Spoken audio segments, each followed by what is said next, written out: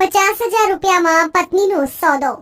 વિડીયોમાં તમે જેને જોઈ રહ્યા છો એ જ નફ્ફટ પતિ છે, જેમણે પોતાની પત્નીનો સોદો 50,000 રૂપિયામાં કરી નાખ્યો છે।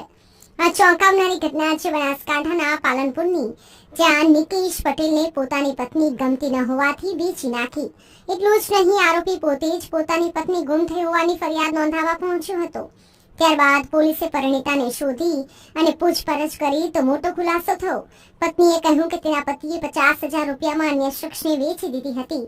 આ ઉપરાંત આરોપી નિકેશના મિત્રોએ પરિણીતાને ગોંધી રાખી અને દુષ્કર્મ આચર્યું અને બળજબરીપૂર્વક ઘરેણા લઈને વેચી માર્યા હતા। પરિણીતાની વ્યથા બાદ પોલીસે ગણતરીની કલાકોમાં આરોપીની સાથે સાથે 7 શખ્સોને ઝડપી પાડ્યા હતા। જે મુખ્ય આરોપી જે નિકેશ છે એના પર ભૂતકાળમાં પાલનપુર પૂર્વ પોલીસ સ્ટેશનમાં નોકર ચોરીનો પણ એક ગુનો દાખલ થયેલો હતો। તદુપરાંત આ જે આરોપી છે ભૂતકાળમાં પણ 2 જેટલી યુવતીઓને પરણિત હોવા છતાં ભગાડી લઈ ગયેલો હતો। તે રીતનું અમારે જાણવામાં આવેલું હતું અને જે બાબત અમે રેકોર્ડ પર તમામ વસ્તુઓ લીધેલી છે।